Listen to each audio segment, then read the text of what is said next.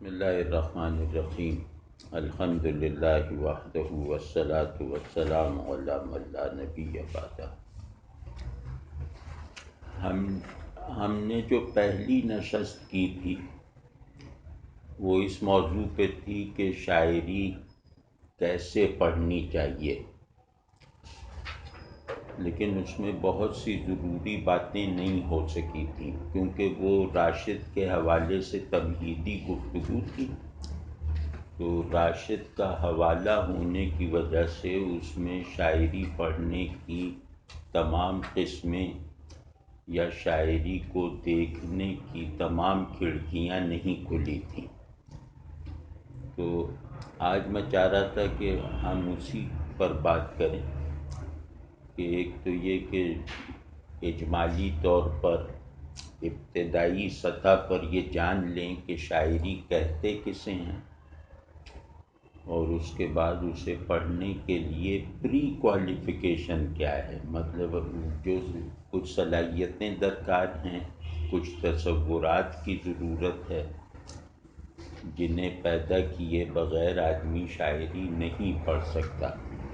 تو شاعری کو پڑھنے کے لیے ہمیں اپنے اندر کیا کیا چیزیں پیدا کرنی ہیں، ایک اس کا بیان کر لیتے ہیں، اور لیکن اس سے پہلے یہ دیکھتے ہیں کہ خود شاعری کیا ہوتی ہے، شاعری کیا ہوتی ہے اور کسی تہذیب میں اس کا کیا کردار ہوتا ہے اور ہمیں اس کی ضرورت کیوں ہے۔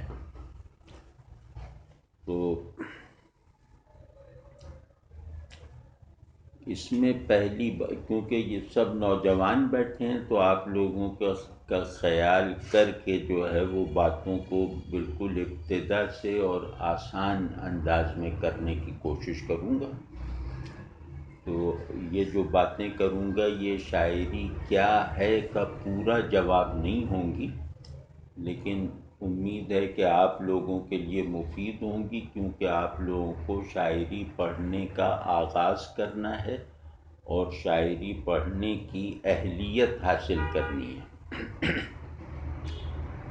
لیکن یہ بھی جاننا ضروری ہوگا کہ جس چیز کو پڑھنے کے لیے ہمیں کچھ نئی صلاحیتیں پیدا کرنے کی ضرورت ہے، کیا خود وہ چیز ہمارے لیے کسی بامعنی سطح پر مطلوب اور ضروری ہے بھی یا نہیں، تو وہ بھی آ جائے گا انشاءاللہ۔ تو سب سے پہلی بات یہ ہے کہ شاعری ایک جمالیاتی سرگرمی ہے جو لفظ پر قدرت کے ذریعے سے وجود میں آتی ہے، انجام پاتی ہے۔ یعنی شاعر کے لیے ضروری ہے کہ وہ جس زبان میں شاعری کر رہا ہے اس زبان پر اسے بہت گہری اور تقریباً کامل دسترس اور قدرت ہو۔ شاعر کی پہلی ضرورت ہے لفظ شناسی، وہ لفظ کو جانتا ہو، اس میں پہلے سے موجود معانی کے ساتھ بھی، اور پھر اس لفظ سے کون سے نئے معنی پیدا کیے جا سکتے ہیں، لفظ میں موجود اس معنوی امکان کو بھی وہ استعمال میں لانے کی قوت رکھتا ہو۔ ٹھیک ہے نا، جیسے رات ایک لفظ ہے، تو مجھے اور آپ کو رات کے جو موجود معانی ہیں وہ ہم سب کو آتے ہیں کہ رات کسے کہتے ہیں، یا رات کتنی قسموں کی ہوتی ہے، اندھیری رات ہے، چاندنی رات ہے، یا ہجر کی رات ہے، وصل کی رات ہے، عبادت کی رات ہے، مطلب یہ اب رات کی نسبتیں، تو رات کی نسبتیں بھی معروف ہیں، اور خود اس اکیلے لفظ کے جتنے مفاہیم ہیں وہ ہم سب لوگ تقریباً جانتے ہیں۔ لیکن اگر کوئی آ کے یہ کہے کہ یہ رات اس درد کا شجر ہے جو مجھ سے تجھ سے عظیم تر ہے، تو اب یہاں شاعر نے یہ بتا دیا کہ ایک بالکل طے شدہ مفہوم رکھنے والے لفظ میں بھی کسی نئے معنی میں ڈھلنے کا امکان میں نے تلاش کر کے اسے عمل میں لا کے دکھا دیا. ٹھیک ہے نا. اب یہ رات جس کو وہ کہہ رہے ہیں درد کا شجر ہے جو مجھ سے تجھ سے عظیم تر ہے، اب یہ رات وہ رات نہیں رہ گئی جس سے ہم آپ مانوس ہیں، جس کے مفہوم کو ہم آپ سمجھتے ہیں کہ جانتے ہیں. رات کا یہ بیان رات کے بارے میں ہمارے علم میں بھی اضافہ کرتا ہے، ہمارے احساس میں بھی اضافہ کرتا ہے، ہمارے رات کے سے وابستہ تخیل میں بھی اضافہ کرتا ہے. ایک بات یاد رکھنے کی، یہ بیچ میں کہہ دوں تو وہ انشاءاللہ کارآمد ہوگی، کہ لفظ کے معنی اور معنویت اس کے 3 درجے ہوتے ہیں، یعنی لفظ کے معنی کی 3 سطحیں ہوتی ہیں. ایک سطح وہ ہوتی ہے جسے ہم کہتے ہیں مفہوم، لغوی مطلب. ایک سطح ہوتی ہے کہ اس لغوی مفہوم پر تخیل کی ایپلیکیشن کے بعد جو نئے معنی نکلتے ہیں وہ بھی اس لفظ سے منسوب ہو جاتے ہیں. ٹھیک ہے نا. تخیل کی ایپلیکیشن اگر نہ سمجھتے ہوں تو میں عرض کروں کہ تخیل آدمی کی ایک طاقت اور ایک صلاحیت ہے جو دیکھی ہوئی صورتوں سے نئی نئی صورتیں بناتا ہے.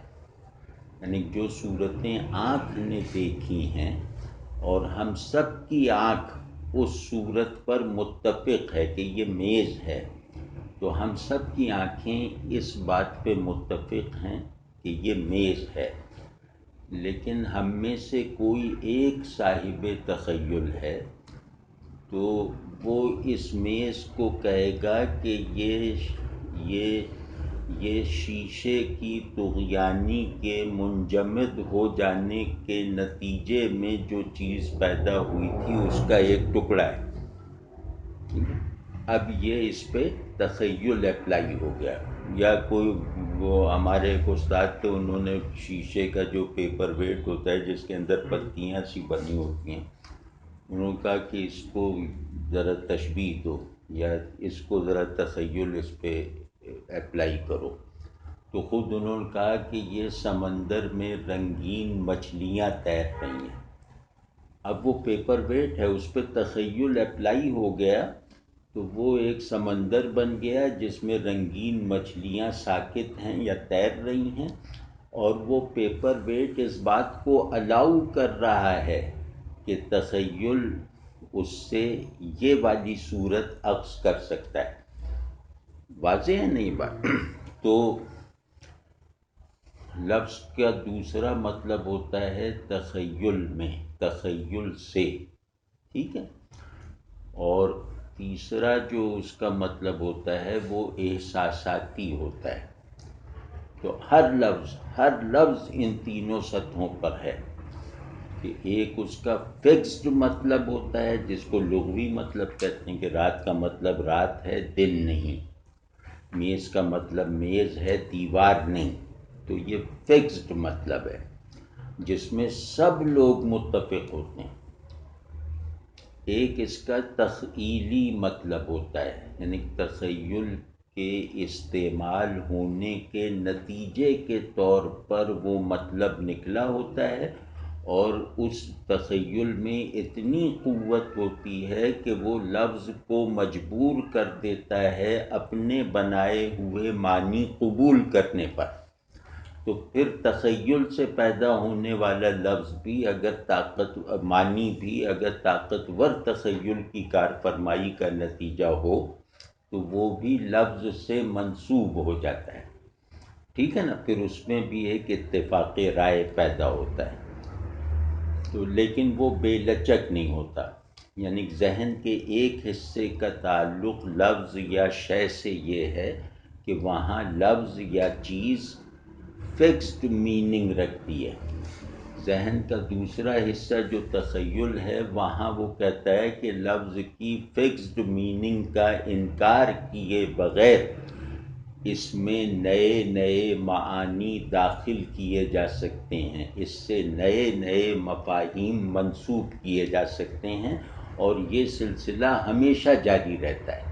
یعنی لفظ کے فکسڈ معنی ہونے کے باوجود اس سے نئے نئے معنی پیدا کرنے کا عمل نہ صرف یہ کہ ممکن ہے بلکہ ضروری ہے، اور یہ ہمیشہ جاری رہتا ہے۔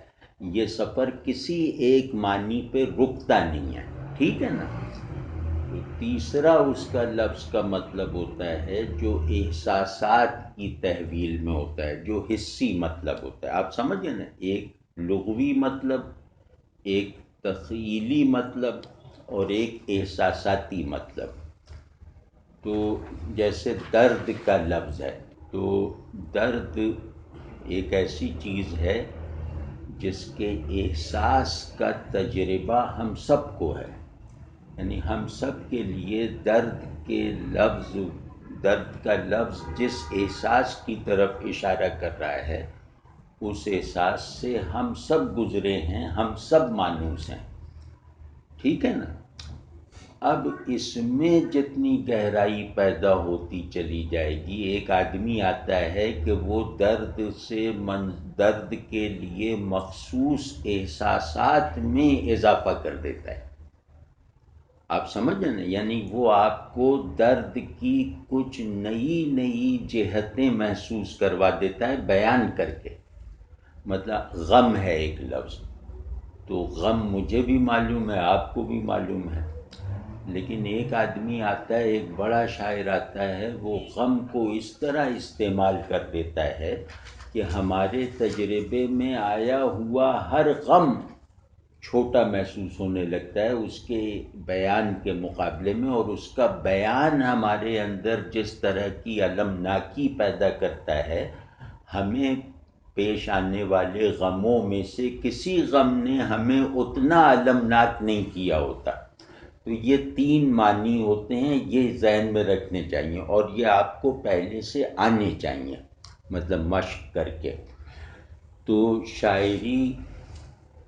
شاعری لفظوں کو ان 3 درجات معنی میں مربوط انداز میں کریٹو فورس کے ساتھ استعمال کرنے کا فن ہے۔ واضح ہے نہیں بات؟ تو بھائی سمجھیں نا، میں اس وقت سمجھ رہا ہوں کہ میں فرسٹ ایئر کی کلاس میں بیٹھا ہوں، فرسٹ ایئر کے لڑکوں بچیوں کو جس سطح کے بیان کی ضرورت ہے اسی سطح کا بیان کر رہا ہوں، تو امید ہے کہ اس میں کوئی مشکل نہیں محسوس ہو رہی ہوگی۔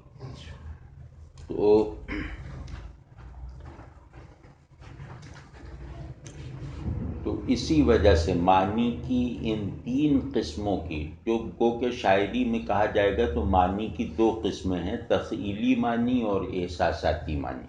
جو لغوی معنی ہے وہ تو زبان میں معروف ہیں نا، مطلب وہ تو شاعر نے نہیں پیدا کیے۔ شاعری لفظ پر قدرت اور معنی پر تصرف کا نام ہے۔ تو معنی پر تصرف جو ہوتا ہے وہ تخیل سے ہوتا ہے، اور شدت احساس سے، اور شدت احساس میں بھی تخیل کی آمیزش ہوتی ہے تو ہوتا ہے۔ تو اسی وجہ سے آپ نے دیکھا ہوگا کہ بعض شاعروں کو کہتے ہیں کہ ان کے یہاں تخیل زیادہ ہے، بعض کے لیے کہتے ہیں ان کے یہاں احساس زیادہ ہے، کیفیات زیادہ ہیں۔ تو اس کا سبب یہی ہوتا ہے کہ ان کے یہاں لفظوں کا ان 2 میں سے ایک استعمال زیادہ ہوتا ہے، تو انہیں اسی چیز سے جیسے متعارف کروایا جاتا ہے۔ تو پہلی بات یہ ہو گئی، تخیل اور لفظ کا تعلق اگر آپ کو خود سے سمجھنا ہو، اور سمجھنا چاہیے، تو اس کے لیے سب سے آسان تدبیر یہ ہے کہ آپ چیزوں کو تشبیہ دینے کی مشق کیا کریں کہ یہ چیز ایسی ہے، جیسے میں نے عرض کیا نا کہ وہ شیشے کا پیپر ویٹ شفاف پانی کا ایک سمندر ہے جس میں رنگ برنگی مچھلیاں تیر رہی ہیں. تو اس طرح کی تشبیہ دیں، اور جتنا تشبیہ میں آپ فاصلہ بڑھائیں گے لفظ کے اوریجنل معنی سے، اتنا آپ کا تخیل مضبوط ہوگا. جتنا بھی فاصلہ آپ بڑھاتے چلے جائیں، یعنی جو چیز آپ تشبیہ کے نتیجے میں کہہ رہے ہیں اور جس چیز کو اس چیز سے تشبیہ دے رہے ہیں، ان دونوں کے درمیان، یعنی مشبہ اور مشبہ بہ کہتے ہیں، ان دونوں کے درمیان جتنا فاصلہ بڑھاتے جائیں گے اتنا آپ کے اندر تخیل کی قوت مضبوط ہوتی جائے گی. واضح ہے نا؟ تو تخیل میں اگر تخیل سے، یعنی کہ بڑے شاعروں کے تخیل سے اگر خود کو مانوس کرنا ہے تو اس کے لیے ضروری ہے کہ آپ چیزوں کو ویسے ہی تشبیہ دیا کریں. جیسے میں نے ایک مرتبہ شاید انہی نشستوں میں کہا تھا کہ جیسے ایک حرف ہے، حرف تشبیہ ہے، اس پہ بہت زیادہ زور دیں کہ یہ صوفہ ہے جیسے، یہ دیوار ہے جیسے، اب یہ اس کو بھریں خالی جگہ کو. تو انشاءاللہ اس کے نتیجے میں آپ کو شاعری میں معنی آفرینی کا جو چینل ہے اس میں داخل ہونے کا موقع مل جائے گا. دوسرا وہ جو تھا کہ شدت احساس سے لفظ کے متعین معنی میں معنویت کی نئی نئی پرتیں پیدا کرنا، یہ بہت بڑے آدمی کا کام ہوتا ہے. کیونکہ احساسات میں تہداری ہو، احساسات میں کچھ اضافہ ہو جائے، احساسات میں کچھ نیا پن پیدا ہو جائے، یہ تقریباً ناممکن کام ہے. درد تو درد ہے نا، اور ہنسی ہنسی ہے، راحت راحت ہے. تو یہ لفظ اتنے بڑے ہیں کہ ہم اس کے ایک گوشے سے اپنے آپ کو ریلیٹ کر کے مطمئن رہتے ہیں، اور اس میں پھر ہمیں یہ جیسے ہمارے اندر یہ تصور ہی نہیں ہے کہ درد کے باطن میں بھی کوئی چیز ہے. یعنی احساسات کی بناوٹ عام آدمی کے لیے ایسی ہے کہ وہ یہ سوچتا ہی نہیں ہے کہ فلاں احساس کے باطن میں کچھ نئی جہتیں اور نئی تہیں اور نئی پرتیں ہیں. یہ کوئی نہیں سوچتا، کیونکہ احساس ایک فلیٹ سا تجربہ ہوتا ہے. وہ تجربہ بس محسوس کر لینا اس احساس کے بیان کے لیے بنائے گئے لفظ کو سمجھ لینے کا اطمینان پیدا کر دیتا ہے. لیکن یہ اطمینان جھوٹا اطمینان ہے. یہ مطلب نہ صرف یہ کہ لفظ کے ساتھ میرے تعلق میں کوئی سگنیفیکنس نہیں پیدا ہونے دیتا، بلکہ خود لفظ اور میرے وجود کے درمیان جو ایک آرگینک رشتہ ہے، اس رشتے کا پورا جو در و بست ہے، اس کا جو پورا ماحول ہے، اس کا جو پورا دائرہ ہے، اس کی طرف بھی نظر نہیں جانے دیتا.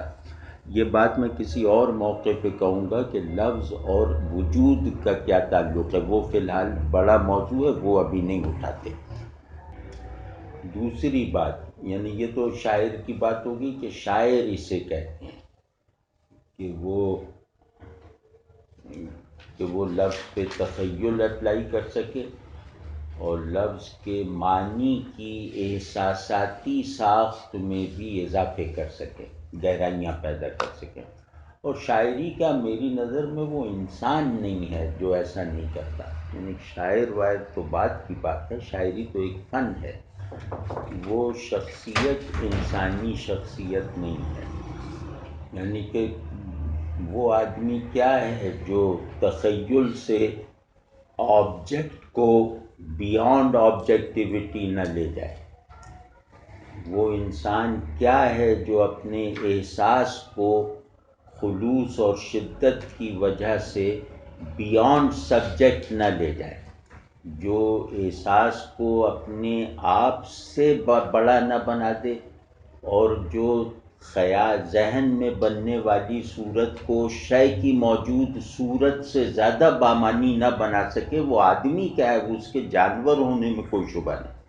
یعنی جو آدمی اپنی موجودہ حدود سے نکلنے کا کوئی سامان نہیں رکھتا، یعنی جو اس کی اس وقت باؤنڈریز آف آئی ایم نیس ہیں، اس سے نکلنے کی خواہش نہیں رکھتا، اس سے نکلنے کی کوشش نہیں کرتا، تو وہ بس ایسا ہے کہ وہ عقل رکھنے والا حیوان ہے، وہ ایک معمولی سا ذہن رکھنے والا حیوان ہے۔ وہ انسان کہتے ہی ایک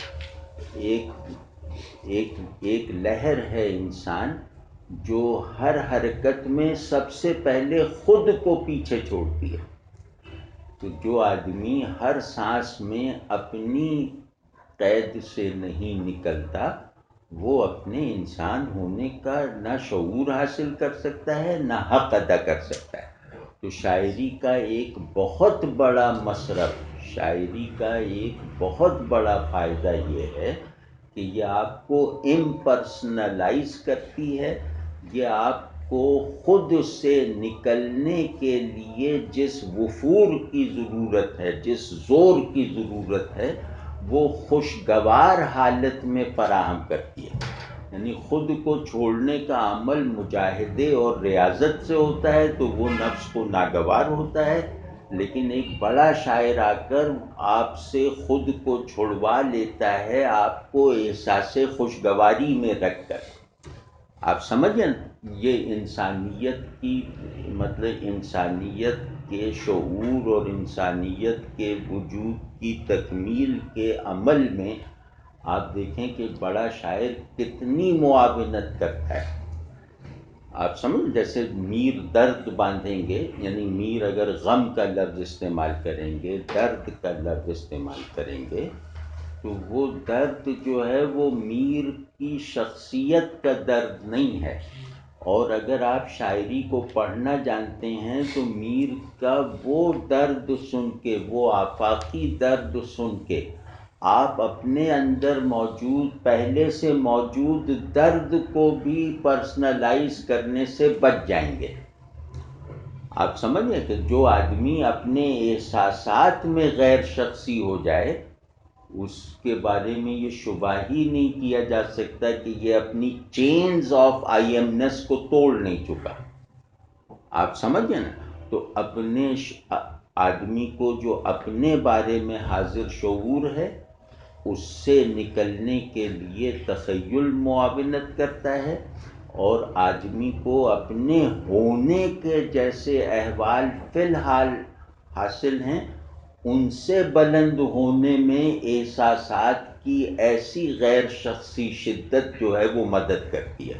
تو یہ تخیل کی مدد سے اپنی قید سے نکلنا، یا احساسات میں ایک غیر شخصی پن اور ایک غیر ذاتی پن، ایک یونیورسلائزیشن پیدا کر کے اپنے سے نکلنا، یہ دونوں بہت یقینی ریسکیورز ہیں ہمارے لیے، جو ہمیں اپنے پنجرے سے باہر نکالتے ہیں۔ اور یہ دونوں چیزیں جو ہیں، یہ بڑا شاعر ہر دوسرے آدمی سے زیادہ خوبی اور تاثیر سے استعمال میں لاتا ہے۔ تو اس وجہ سے شاعری پڑھنا ضروری ہے، تاکہ آپ ہر وقت مطلب یہ آدمی یہ یاد رکھیے گا، آپ لوگ نوجوان ہیں ماشاءاللہ، آپ کے سامنے لمبی زندگی ہے۔ جس آدمی کی شخصیت اس کا نقش قدم نہیں ہے، اس کی کوئی شخصیت نہیں ہے۔ شخصیت پنجرے کی طرح نہیں بنانی چاہیے، نقش قدم ہے۔ آپ چلتے جا رہے ہیں، آپ کے قدم پہ جو نشان پڑ رہا ہے وہ آپ کی شخصیت ہے، اور شخصیت ہے کہنے کا مطلب ہے کہ یہ جلد ہی شخصیت ہی کا فریز اختیار کر لے گی۔ وہ آدمی شخصیت نہیں رکھتا جس کی شخصیت کا حال ایک لمحے کا نہ ہو، یعنی شخصیت ایک لمحے کا نام، جس کا ایک لمحے کا نام ہے، پاؤں کے ایک نشان کا نام ہے۔ آپ کو اپنی رفتار وجود میں اپنی شخصیت کو پوری طرح چھوڑتے رہنے کی ذمہ داری دی گئی ہے۔ تو اسی کو سیلف لیسنس کہتے ہیں، اسی پہ اللہ سے تعلق میرا منحصر ہے، اسی سے آپ کے ساتھ تعلق میرا منحصر ہے کہ میں کس حد تک اپنی شخصیت سے آزاد ہوں۔ میں جتنا اپنی شخصیت سے آزاد ہوں اتنا اپنے تعلقات میں سچا اور کامل ہوں۔ اپنی شخصیت پر اصرار کرنے کے نتیجے میں میرے لیے آپ کوئی شے نہیں رہ جاتے جس کے لیے میں کچھ چھوڑوں یا کچھ قبول کروں۔ آپ سمجھ، اسی طرح اس تعلق کو آپ اللہ تک لے جائیے۔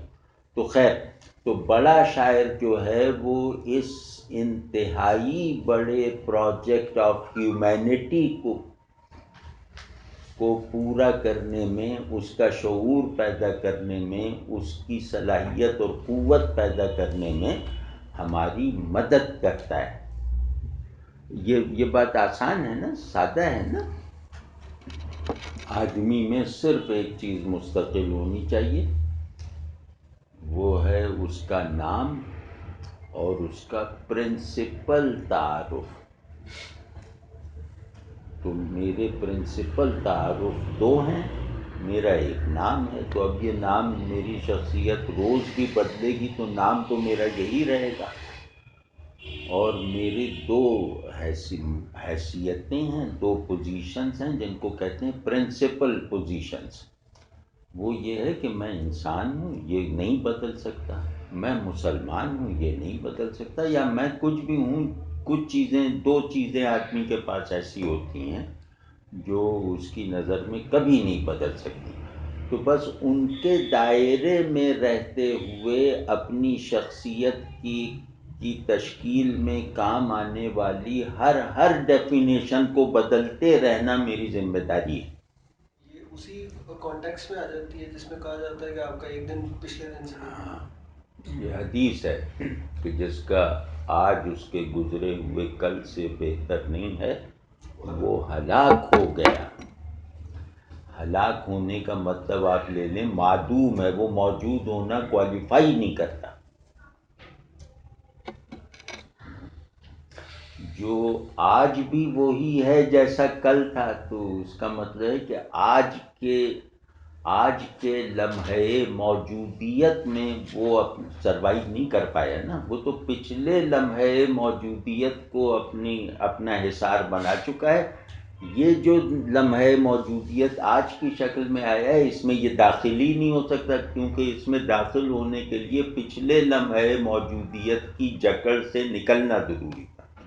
اب ذرا 2-4 منٹ مجھے دے دیں تو میں وہ، کیونکہ یہ آخر میں کچھ وائزانہ سی ہو گئی، اس کو دوبارہ شاعری کی طرف لاتے ہیں۔ تو خیر، تو وہ جو بات شاعری پہ چل رہی تھی، تو پہلی بات ہو گئی کہ لفظ پر قدرت، اور اس قدرت کے دو مظاہر ہیں۔ دوسرے یہ کہ شاعری کو جمالیاتی سرگرمی کہا جاتا ہے۔ جہاں بھی آپ پڑھیں گے شاعری جو ہے وہ جمالیاتی سرگرمی ہے۔ اب اس میں ایک مشکل آتی ہے۔ جمالیات سے ہم سمجھتے ہیں کہ خوبصورتی پیدا کرنے اور اپریشیٹ کر سکنے کا فن۔ جمالیات کی جو آسان اور سادہ تعریف ہے، ابتدائی، پوری نہیں ہے، کہ جمالیات حسن کے احوال سے تعلق رکھتی ہے، اور یا تو جمالیات پر کھڑے ہو کر آدمی، یعنی ایک تصور حسن پر کھڑا ہو کر آدمی حسن کریٹ کرتا ہے، اور دوسرا یہ کہ وہ موجود حسن کو اپریشیٹ کرتا ہے۔ تو کریٹ کرو یا اپریشیٹ کرو، حسن مشترک ہے۔ اس کو کہتے ہیں جمالیات۔ واضح ہے نا کہ تخلیق جمال اور تحسین جمال کی صلاحیت یہ جمالیات ہے۔ تو مشکل یہ پیدا ہوتی ہے کہ شاعری کے غالب حصے میں بظاہر حسن نہیں ہے، یعنی اچھے بڑے شاعروں کے یہاں مطلب حسن کی پہلی تعریف کیا ہے کہ جو آنکھوں کو اچھا لگے، پہلی تعریف یہ ہے نا. تو بہت سی شاعری کا ایک اچھا خاصا حصہ ہے کہ جس سے بننے والا منظر آنکھوں کو اچھا نہیں لگتا، یا اس سے کوئی منظر بنتا ہی نہیں ہے. ٹھیک ہے. اسی طرح یہ ہے کہ حسن کیا ہے؟ جو احساس میں فرحت کی تاثیر رکھتا ہو، جو اندر مجھے فرحت پہنچائے، میرے اندر احساس سے فرحت پیدا کرے، خوشی پیدا کرے، خوشگواری پیدا کرے. تو چاہے آنکھوں کو نظر نہ آئے. تو بہت سی شاعری ایسی ہے جو احساسات میں فرحت اور خوشگواری نہیں پیدا کرتی، اور اس شاعری کو مطلب شاعری مانا جاتا ہے، بعض مرتبہ اسے اچھی شاعری بھی مانا جاتا ہے. تو اس بات کو سمجھنے کی ضرورت ہے. تو آپ سمجھ ہیں نا. اب جیسے میر کا شعر ہے، یہاں پلی تھن نکل گیا وہاں غیر اپنی ٹکی لگائے جاتا ہے. اب یہ بالکل بازاری سا لہجہ اور بالکل بیکار سی تصویر، مکروہ تصویر بنتی ہے اس کی، یعنی کراہت آئے. لیکن یہ شعر میر کا انتخاب کرتے وقت شامل کرنا ہوتا ہے. تو اب اس کی تصویر بھی ناگوار، اس کی آواز بھی ناگوار، اور اس سے پیدا ہونے والا احساس بھی ناخوشگوار. لیکن یہ شعر میر کے منتخب اشعار میں اگر کوئی لے آئے تو اس پر اعتراض کرنے کا کوئی فنی راستہ نہیں ہے. اسی طرح بہت سے منظر ہیں جیسے وہ بھی کری ہیں، بہت سے احساسات آدمی کو مکروہ لگتے ہیں، بدصورت لگتے ہیں. یعنی ہم مختصر لفظوں میں یہ کہیں کہ بہت سی شاعری کا بہت سا ایسا حصہ ہے جو بصری بدصورتی بھی پیدا کرتا ہے، احساساتی بدصورتی بھی پیدا کرتا ہے، لیکن اس سے شاعری مانا جاتا ہے. یہ کس وجہ سے مانا جاتا ہے یہ بس جاننا ضروری ہے. اس سے جمالیات کے بارے میں آپ کے تصور میں بھی ایک بلندی پیدا ہوگی یا ایک وسعت پیدا ہوگی. وہ یہ کہ لفظ پر قدرت جمالیاتی نتائج پیدا کرتی ہے. لفظ پر تخیل یا شدت احساس اپلائی ہو کر جو نتیجہ نکلے گا وہ شاعری ہے. تو جمالیات کہتے ہیں کمال اظہار کو، جمالیات کہتے ہیں پرفیکٹ ایکسپریشن کو. تو شاعری کمال اظہار کا تقاضا کرتی ہے، اور یہ کمال اظہار لفظ پر قدرت سے میسر آتا ہے، یعنی لفظ پر قدرت کے نتیجے میں حاصل ہوتا ہے. احساسات اور خیالات کی خوبصورتی اس میں ثانوی چیز ہے. تو پرائمری چیز یہ ہے کہ شاعری میں یہ دیکھا جائے گا کہ شاعر کو لفظ پر کتنی قدرت ہے.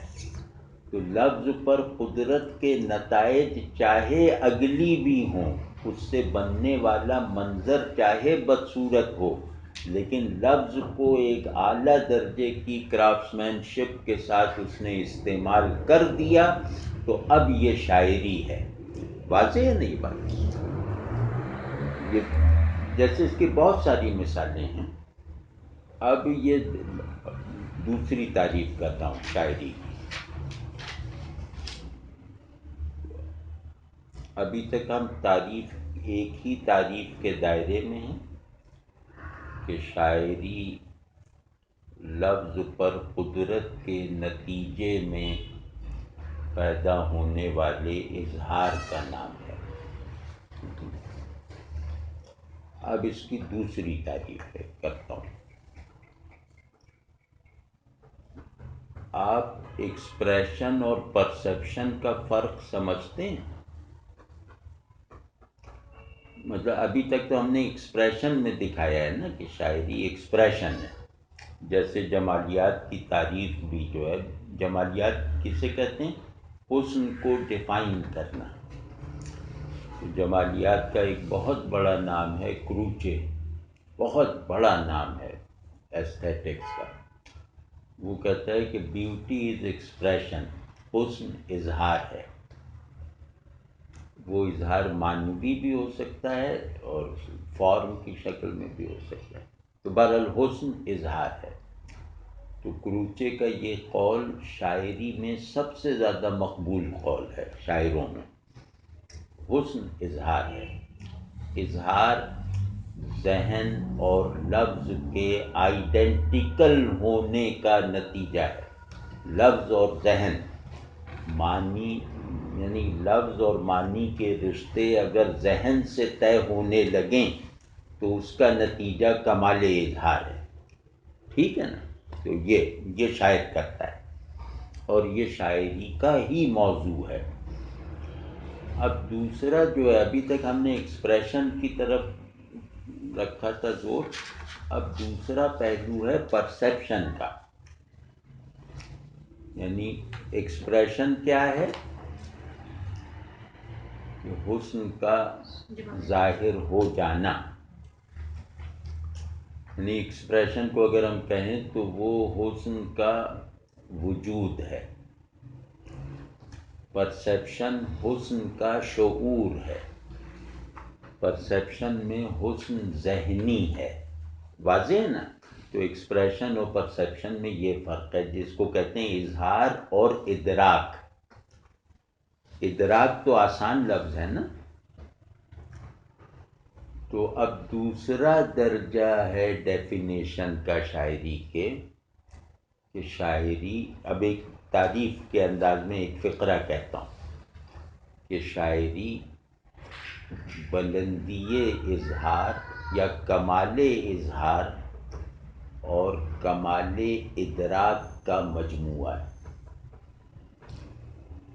یعنی شاعری میں جو ایکسپریشن ہے اس کی سطح ایک تو فنی طور پہ طے ہوتی ہے کہ یہ لفظوں کی مناسبتیں کتنی پیدا کی ہیں. دوسرے اس کے معنوی سطح پہ ہوتی ہے کہ اس میں تخیل کیسا ہے، اس میں فکر کتنی ہے. تو بڑا شاعر جو ہے وہ بڑے ادراک اور بڑے اظہار کو بلینڈ کر کے شاعری کرتا ہے. بڑی شاعری بڑے ادراک اور بڑے اظہار کا مجموعہ ہوتی ہے. ادراک کا لفظ مجھے شبہ ہے کہ شاید پوری طرح کنوے نہیں ہو رہا. ادراک کہتے ہیں ذہن اور احساس میں جو چیز بھی قابل شناخت ہو جائے اسے ادراک کہتے ہیں. ادراک کہتے ہیں پانے کو، پانا. آپ سمجھے نا؟ یعنی ایک احساس ہے وہ میرے اندر شناخت، میرے لیے قابل شناخت ہے، تو یہ ادراک حسی ہے. ایک تصور اور مفہوم ہے جو میرے ذہن میں مکمل ہو کے قابل شناخت ہو گیا، تو اسے ادراک ذہنی کہتے ہیں. واضح ہے نا؟ تو شاعر ادراک ذہنی، ادراک حسی اور اظہار کا مجموعہ بنا دیتا ہے، ان کو ایک کل میں ڈھال دیتا ہے. واضح ہے نا؟ تو اس کو جو میں تخیل کہہ رہا تھا اس کو یہاں لے لیں ادراک ذہنی، اور جو احساسات کہہ رہا تھا اسے کہہ لیں ادراک حسی. واضح ہے نا؟ تو دوسری تعریف شاعری کی یہ ہے. اور اس کے لیے مطلب شاعری کے اس درجے کو اپریشیٹ کرنے کی قابلیت پیدا کرنے کے لیے سب سے زیادہ مفید چیز ہے فلسفے کا مطالعہ. جو آدمی بھی فلسفیانہ علم چاہے نہ رکھتا ہو، یعنی کہ ضروری نہیں کہ وہ فلسفوں کی تشریح کر سکتا ہو، ان پہ تنقید کر سکتا ہو، یہ ضروری نہیں، لیکن فلسفیانہ ذوق رکھتا ہو. تو جو آدمی فلسفیانہ ذوق رکھتا ہے وہ شاعری کی سمجھ اور اس کی اپریسیشن میں دوسروں سے آگے ہوتا ہے. تو فلسفہ کسے کہتے ہیں؟ فلسفہ انسانی ذہن کی وہ کوشش ہے جو صورت کو کھرچ کر حقیقت ڈھونڈنا چاہتی ہے. بس اتنی یہ سادہ سی بات ہے. میں یہ نہیں کہہ رہا کہ سب فلسفی ایسا کرتے ہیں، نہیں، میں ویسے کہہ رہا ہوں کہ جس آدمی کی نظر صورت پر پڑھ کر مطمئن نہ ہو وہ فلسفیانہ ذوق رکھتا ہے. جو آدمی فارم کو سمبل سمجھتا ہو، ایبسلیوٹ آبجیکٹ نہ سمجھتا ہو، جو فارم کے دیکھ لینے کو آنکھ کی منزل بنانے پر راضی نہ ہو بلکہ کچھ اور اس کے پیچھے جھانکنا چاہتا ہو، وہ فلسفیانہ ذوق رکھتا ہے. ٹھیک ہے. اس کو کہتے ہیں کہ جو ہر چیز کو علامت سمجھنے کا عادی ہے، یعنی ہر چیز کو اینڈ میننگ نہیں سمجھتا، علامت سمجھتا ہے کسی اپنے سے بڑی چیز کی. تو جو بھی چیزوں کو علامت کی حیثیت سے دیکھنے کا عادی ہے وہ فلسفیانہ ذوق رکھتا ہے. تو یہ آدمی بڑی شاعری کو دوسروں کے مقابلے میں زیادہ اپریشیٹ کر سکتا ہے، کیونکہ بڑی شاعری بڑے معنی کی بھی شاعری ہوتی ہے، اور بڑے معنی تک پہنچنے کا راستہ فلسفیانہ بصیرت اور ذوق ہی سے کھلتا ہے. چاہے علم نہ ہو، اتنا علم نہ ہو، وہ کوئی بات نہیں. تو اب جیسے اس میں تھا کہ آپ تشبیہ دینا سیکھیں، یہاں یہ ہے کہ آپ چیزوں کے پیچھے جھانکنے کی کوشش کریں اور پیچھے کیا ہو سکتا ہے اس کا دھندلا سا ایک تصور بھی ذہن میں قائم کریں. یعنی نادیدہ کو بھی پینٹ کریں اپنے ذہن کے کینوس پر. جو نہیں دیکھا اسے اندازے سے ذہن پہ کے کینوس پہ پینٹ کرنے کی کوشش کریں کہ یہ دیوار کے اس طرف کیا ہے. تو خواہش مجھے اس طرف دیکھنے کی ہے، اور اس خواہش میں ایسی شدت ہے کہ اس طرف کیا ہو سکتا ہے اس کا ایک تصور بھی قائم ہو جاتا ہے. سمجھ گئے نا؟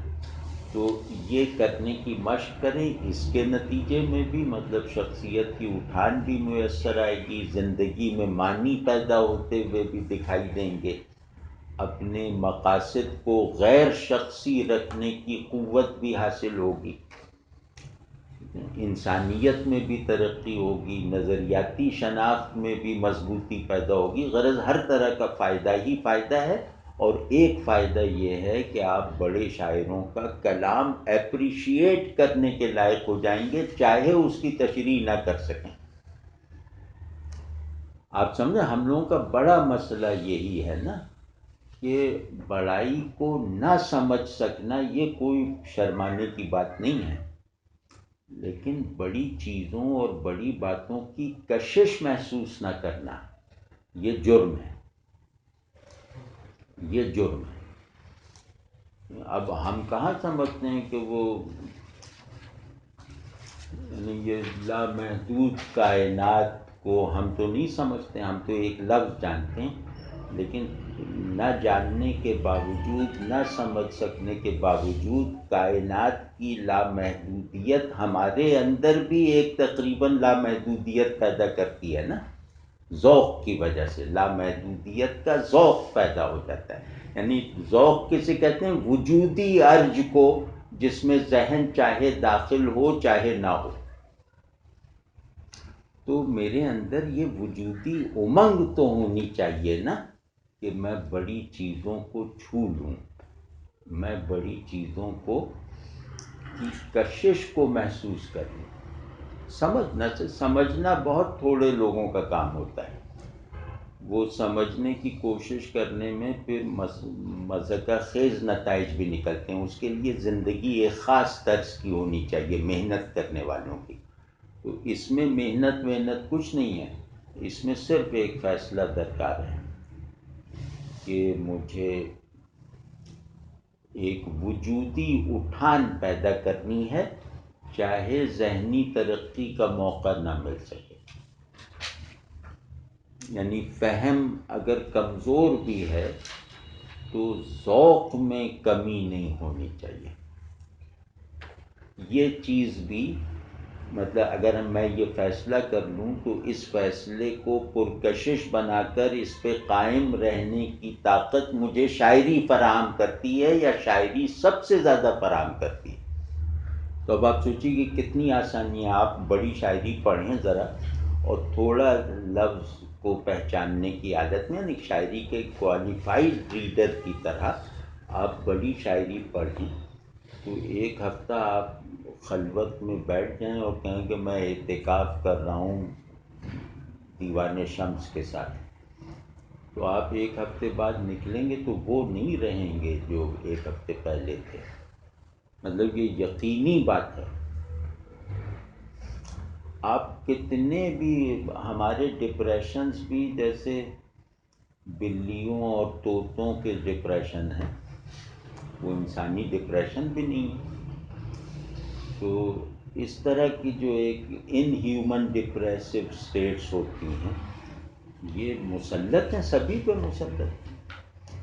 تو آپ ذرا پڑھ لیجئے جا کے حافظ کو، تو آپ کو اس ڈپریشن سے نکال دے گا اور ایک ایسی فکر میں مبتلا کر دے گا جس کی چبھن لذیذ ہے.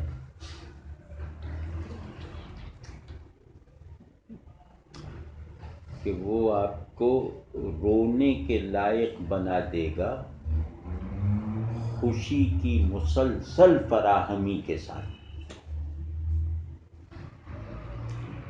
تو یہ کر کے دیکھیے نا، یہ کر کے دیکھیے، اور اس میں مجھ سے جو مدد چاہیے میں حاضر ہوں، لیکن اس کو اپنی ذمہ داری سمجھ کے انجام دیجیے. اور شاعری پڑھنا پڑھانا خود کوئی مقصد نہیں ہے، مقصد ہے ایک جینوین انسان بننا.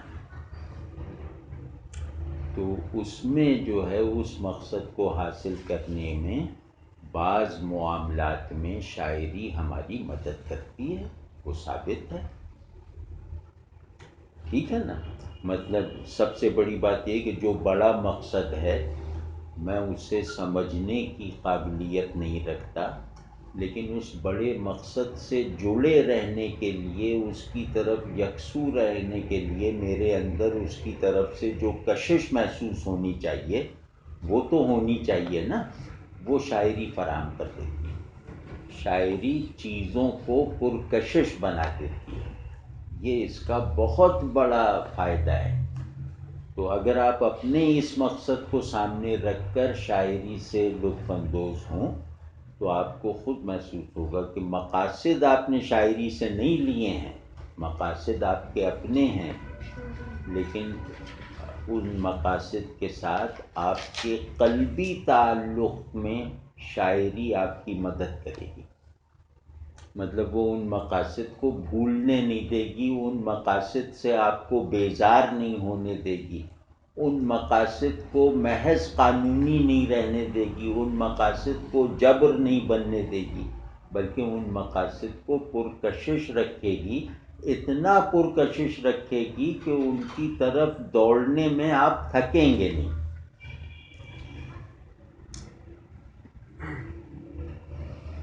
تو آج یہ دو باتیں کرنی تھیں. وہ سر ایک سوال. جی جی. سر ابھی آپ نے بات کی کہ حافظ کی مثال آپ نے دی کہ آپ انہیں پڑھیں گے تو آپ کو مسلسل جو چبن ہے اس کے ساتھ آپ کو مسرت مسلسل ملے گی. تو سر کیا یہی وہ تہدار احساس ہے جس کا آپ نے ذکر ایک بڑے شعر کی تعریف میں آپ نے کیا تھا؟ بالکل. بلکہ ہم جب اس سلسلے کو ہم کبھی کبھی کیا کریں گے کہ شاعری کیا ہے، یہ ابھی ہم نے بات ختم نہیں کی ہے. تو اس میں پھر ہم آپ بتائیں گے کہ بڑے شاعر جو ہوتے ہیں وہ مختلف احساسات کو یکجان کر دیتے ہیں، ان کے فرق کو کم کر دیتے ہیں یا ختم کر دیتے ہیں. اسی طرح ایک دوسرے سے عقلی طور پر تصادم رکھنے والے خیالات میں بھی وہ آپس میں جوڑ دیتے ہیں. یعنی جو عقل میں ایک دوسرے سے متصادم خیالات ہیں، بڑا شاعر آ کر جمالیاتی شعور میں ان متصادم خیالات سے ایک وحدت پیدا کرتے ہیں. تو لیکن یہ ذرا ایڈوانس باتیں ہیں، یہ بعد میں کریں گے انشاءاللہ. سر کیونکہ یہ شاعری پہ ہی ابھی نشست ہوئی ہے، تو اگر آپ ایک تبرکاً ایک حافظ کا کوئی شعر سنا دیں ہم سب کو، اور اس کو تھوڑا سا مطلب اگر سمجھا دیں. ٹھیک، ابھی سناتا سر ہوں، ابھی سناتا ہوں. مطلب یہ نشست ختم ہو گیا، اب حافظ کا ایک شعر. حافظ کا ایک مطلع ہے، اس کا ایک مصرع ایسا ہے کہ اگر مصرے کو کہا جا سکے کہ تاریخ کا سب سے بڑا مصرع تو وہ ہے. کسی بھی روایت میں اتنا بڑا مصرع نہیں ہے. مبارک شعر سناتا ہوں کہ دل، جو میں کہہ رہا تھا کہ غم تسکین کے ساتھ، آپ کو کیا معلوم کہ مطلب آپ کو تو معلوم ہے، ظاہر ہے کہ خوشی میں ایک احساس پستی ہوتا ہے، غم میں احساس بلندی ہوتا ہے. تو بڑی چیز خوش ہو سکنا نہیں ہے، بڑی چیز ہے دکھی ہو سکنا. خوش تو سب ہو جاتے ہیں. تو غم میرے اندر رفعت پیدا کرتا ہے. تو اگر غم رفعت کے ساتھ ایکسپریس ہو جائے تو اس سے ایک طمانینت، اطمینان اور خوشی بھی ہوتی ہے. اسے میں کہہ رہا تھا کہ یہ لوگ اس طرح کر دیتے ہیں. اب دیکھیں، انتہائی غم ہے اور انتہائی بلندی ہے کہ دل می رود ز دستم صاحب دلاں خدا را. اس مصرے پہ جان چلی جائے کسی کی تو تعجب نہ ہو. یہ مصرع ایسا ہے، دل می رود ز دستم صاحب دلاں خدا را، دردا کے راز پنہاں خواہد شد آشکارا.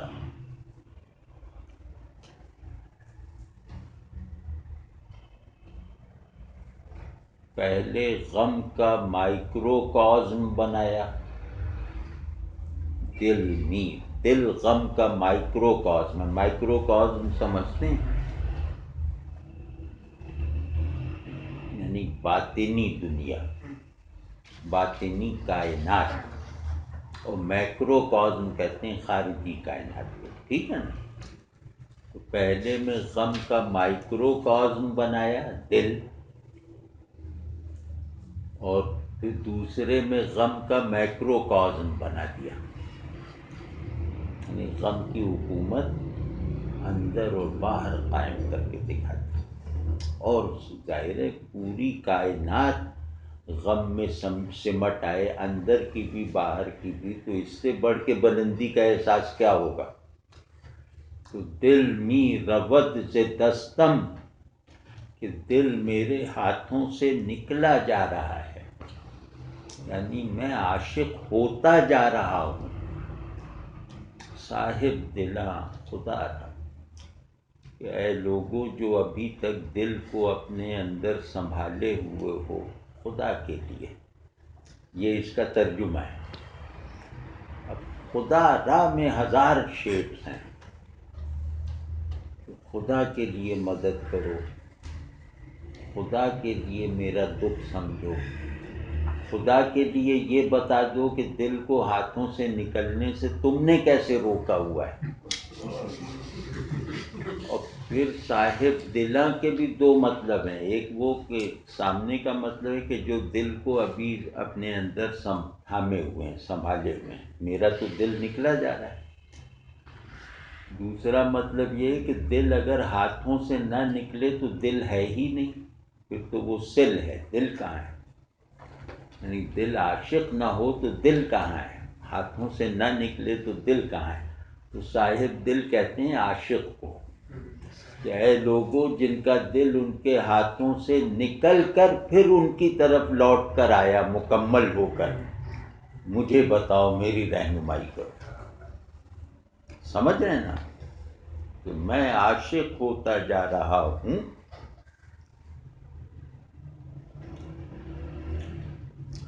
محبوب کا تعین کیے بغیر. اے وہ لوگوں جو متعین محبوب کے عاشق ہو، میری مدد کرو، میری رہنمائی کرو. تو لیکن یہ اس کا مراد نہیں ہے، لیکن میں ویسے کروں اس میں شیڈز کیا کیا نکلتے ہیں. تو فرما رہے ہیں کہ میرے ہاتھوں سے دل نکلا جا رہا ہے.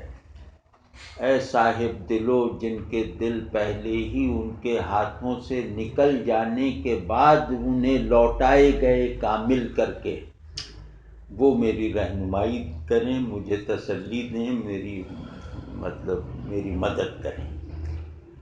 وہ دردا کے راز پنہاں خواہد شد آشکارا. اب یہاں اپنا مرتبہ بتا رہے ہیں کہ افسوس کہ جس راز کو دل میں چھپا رکھا تھا، دل کے ہاتھوں سے نکل جانے کی وجہ سے وہ راز فاش ہو جائے گا، سب پر آشکار ہو جائے گا. تو اے صاحب دلو جنہوں نے دل کو اس کے راز سمیت اپنے اندر رکھا ہوا ہے، مجھے بتاؤ کہ میں کیسے اس راز کو فاش ہونے سے روکوں. کمال کے حافظ جو ہے نا، حافظ بہت ہی بڑی چیز ہے.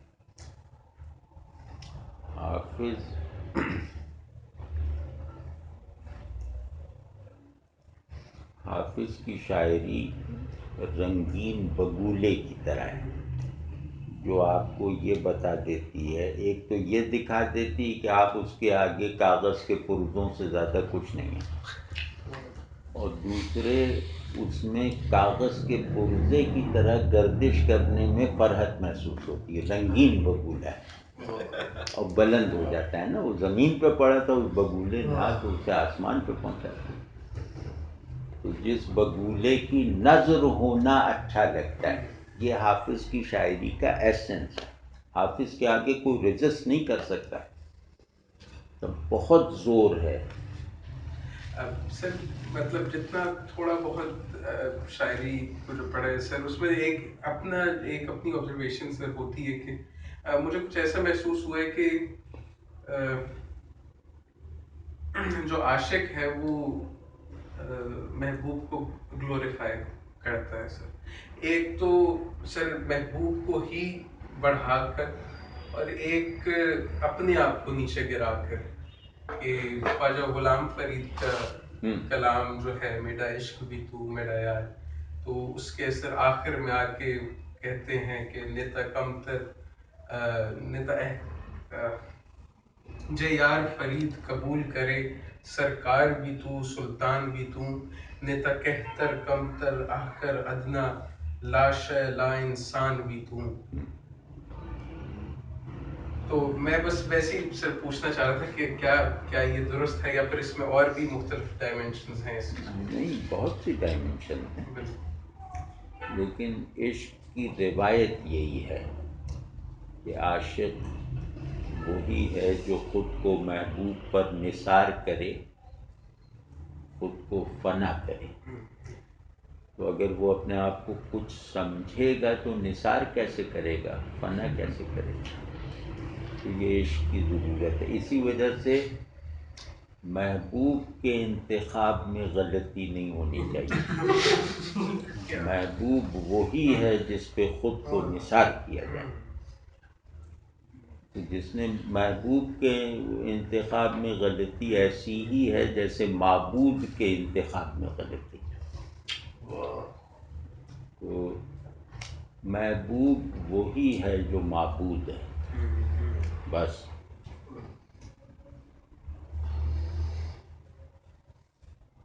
تو یہ جب سے چھوڑا ہے نا تو محبت کی صلاحیت ہی ختم ہو گئی. اب تو وحدت معبود ضروری ہے نا، تو وحدت محبوب بھی ضروری ہے. تو وحدت محبوب اگر ایک نہیں ہے تو محبت دھوکہ ہے. محبوب اگر ہر اعتبار سے بڑا نہیں ہے تو عاشق جھوٹا ہے. اب ان شرائط کو اپلائی کر کے دیکھ لیجیے کہ جو محبوب اس دنیا میں ہو ہی نہیں سکتا.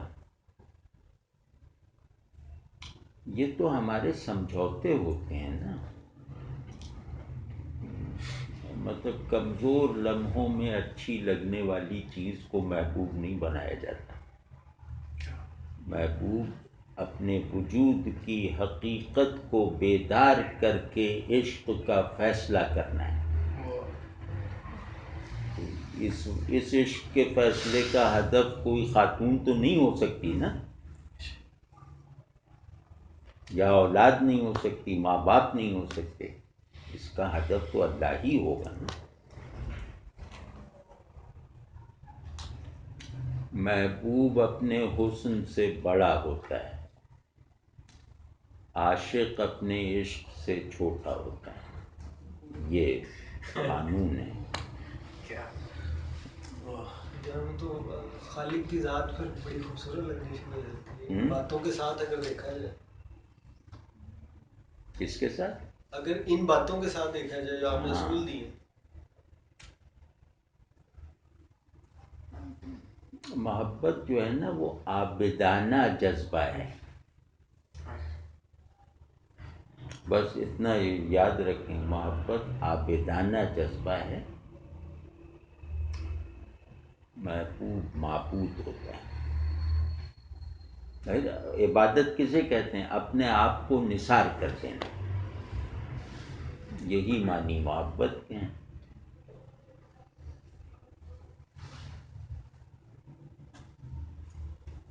تو باقی جو ایک یہ ادھر یہ اچھا لگ گیا وہ اچھا لگ گیا، یہ یہاں تک ہی ہے کہ یہ اچھا لگ گیا یہ اچھا لگ گیا. وہ اچھا لگنا عشق نہیں ہے. جو اچھا لگ رہا ہے وہ محبوب نہیں ہے، اسے کوئی اور عنوان دے دیں. لیکن غالب وغیرہ نے جو کرپشن کی ہے نا وہ یہ کہ اس کو محبوب کا عنوان دے کر اس کو لتاڑنا شروع کر دی.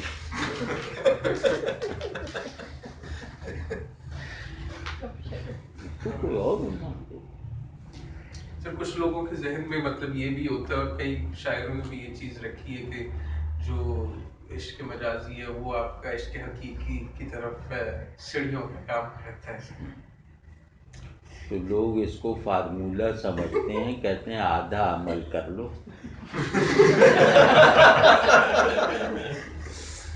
بہانہ بنا لیا.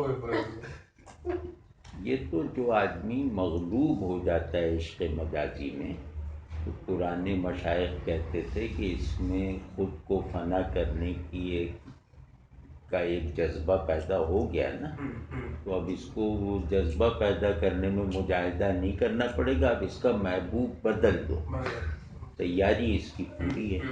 بس ان معنوں میں یہ فقرہ کہا جاتا ہے. یہ تھوڑی کہا جاتا ہے پہلے جا کے عشق مجازی کرو پھر عشق حقیقی کرنا. یہ مطلب تھوڑی ہے اس کا. اور بھائی محبت اللہ کی محبوبیت دیکھ کر ہی لوگوں سے ہوتی ہے. جس کا محبوب اللہ نہیں ہے وہ کسی سے محبت سچے معنی میں نہیں کر سکتا. یہ جو حسن ہے دنیا میں یہ اللہ کی محبوبیت کی نشانیاں ہیں. اب مجھے پیڑ سے محبت ہو گئی، بہت خوبصورت پیڑ، تو کروں گا اس سے محبت، لیکن اسے محبوب نہیں کہوں گا. میں کہوں گا پیڑ سے محبت مجھے اس لیے ہے کہ اللہ کا محبوب ہونا اور میرے تجربے میں آ جائے. اس کی تو پابندی کرو نا کہ ہر چیز سے محبت کرو، جس سے بھی کرو بس یہ کہہ کے کرو کہ یہ مجھے اس لیے اچھا لگتا ہے تاکہ اللہ کی محبت میں تربیت حاصل کرتا ہے. اللہ کو محبوب بنانا آسان ہوتا چلا جاتا ہے. بہترین ہے. جیسے تصوف میں دو عقائد پائے جاتے ہیں، عقیدہ وحدت الوجود اور شہود. جو آپ بات کریں یہ شہود کے ضمن میں آتی ہے؟ ہاں، دونوں میں آتی ہے. اگر ایک اینگل سے دیکھیں تو کہتے ہیں یہ محبت اللہ ہی سے محبت ہے. دوسرا یہ کہ یہ اللہ کی نشانی سے محبت ہے. جی دونوں ایک ہی طرح سے، مطلب دونوں کا حاصل ایک ہے. حاصل ہے. حقیقتاً محبوب اللہ ہے. دنیا میں جتنی محبوب ہستیاں ہیں وہ اللہ کو محبوب بنانے کے لیے فیسیلیٹیٹرز ہیں. مجھے کسی بڑے آدمی سے محبت ہو، مجھے رسول اللہ صلی اللہ علیہ وسلم سے محبت ہو، تو بھی اس شرط کے ساتھ ہے کہ اللہ کو محبوب بنانا رسول اللہ صلی اللہ علیہ وسلم سے محبت کیے بغیر ممکن نہیں ہے. لیکن منزل وہ ہے. تو اس طرح دیکھ لیں تو آپ کو اپنی موجودہ مذہبیت کا افلاس نظر آ جائے گا کہ ان کو شخصیتیں محبوب ہیں اللہ سے لا تعلقی کی حالت میں. تو محبت کا شجرہ ہی نہیں بنا تو پھر کیا، کہاں کی محبت، کہاں کا عاشق، کہاں کا محبوب. آپ دیکھیں نا وہ پیر صاحب کے سامنے جائیں گے تو ایسے کہ عاشق صادق ہیں، بس وہیں سارا جذبہ عشق صرف کر کے اللہ کے لیے خالی ہو گئے. اللہ اس پہ اور زیادہ ناراض ہو گئے. ایک تو ایک میں غفلت میں رہا، محبت وغیرہ نہیں کر سکا، چلو. ایک یہ میں نے محبت کو اس کے پوری اٹھان کے ساتھ کسی بندے پہ صرف کر دیا اور اللہ کے لیے کچھ نہیں بچا. یہ بہت غضبناک کرنے والی بات. خیر اب یہ کیونکہ دوسری باتیں، اب یہ مذہبی سی باتیں، لیکن پوری بات یہ کہ اللہ کا حق ہے کہ وہی معبود ہے، وہی محبوب ہے، اور ہم اسی سے ڈرتے ہیں. ان تینوں میں ڈر محبت میں یہ ہے کہ دوسروں سے بھی ہو سکتا ہے لیکن منزل اللہ ہے، بس اس کو رکھنا ہے. عبادت میں دوسرا ہے ہی نہیں. تو یہ سب چیزیں جو ہیں نا یہ بہت ضروری ہیں، کیونکہ ہمیں نظریاتی پہچان انسان ہونے کی شرط پر ملتی ہے. یعنی انسان ہونا ہر نظریاتی شناخت کے لیے پہلی ضرورت ہے. میں انسان اگر نہیں ہوں تو کسی بھی نظریاتی شناخت کو اختیار کر لوں تو اس سے کوئی فرق نہیں پڑتا. فرق نہیں مطلب منفی ہو جائے گی. تو کیونکہ اللہ نے مخاطب انسان کو کیا ہے نا، مجھے حیوان کی پوزیشن پہ رکھ کے تھوڑی اپنا مخاطب بنایا، مجھے انسان کی جگہ پہ کھڑے کر کے اپنا مخاطب بنایا. تو اس کا مطلب ہے کہ میرے مسلمان ہونے کی بھی شرط ہے انسان ہونا. تو انسان ہوئے بغیر مسلم غیر مسلم ہونا بے معنی چیز ہے. ٹھیک ہے نا. تو اس میں انسان ہونے کی شرط یہ ہے کہ خود کو چھوڑتے رہنا اور اس ذمہ داری سے کبھی غافل نہ ہونا.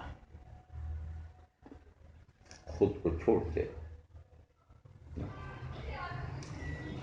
تو آپ خود سوچیں کہ ہم لوگ سب ایک بات پہ عمل کرنے لگیں کہ یار ہم خود کو چھوڑتے رہیں گے تو کوئی چیز بھی ہمارے درمیان دشمنی پیدا کر سکتی ہے. جو آدمی بیچارہ خود کو چھوڑنے ہی پہ تلا بیٹھا ہے تو وہ آپ سے کیا لڑے؟ مطلب اس پھر لڑائی بھی میری متروکہ شخصیت کی لڑائی ہوگی نا. کل میری لڑائی ہوئی تھی تو کل جس شخصیت کی لڑائی ہوئی تھی اسے میں نے آج چھوڑ دیا. جی سر جو دوسرا آپ نے پرنسپل پوزیشن بتائی مذہب والی، تو وہ کن معنی میں، مطلب ہم دیکھتے ہیں کہ مذہب لوگ تبدیل کر لیتے ہیں. نہیں، وہ پرنسپل پوزیشن اس لیے کہ جس وقت میں اسے قبول کرتا ہوں، میں آپ سمجھے جیسے میں مسلمان ہوں تو میں ابھی کوئی امکان نہیں دیکھتا اپنے لیے کہ میں اسلام سے نکل جاؤں گا. تو یہ پرنسپل پوزیشن ہے جس کے بارے میں شعور ایک حتمی فیصلہ کر لے. دیکھیں میری دو پوزیشنز ہیں، ایک ازرو شعور ہے، ایک ازرو وجود ہے. اب آسان ہو گیا، ٹھیک ہے، یہ دو پرنسپل پوزیشنز ہیں. تو ازرو وجود میری پرنسپل پوزیشن انسان کی ہے، ازرو شعور میری بنیادی پوزیشن مسلمان کی ہے.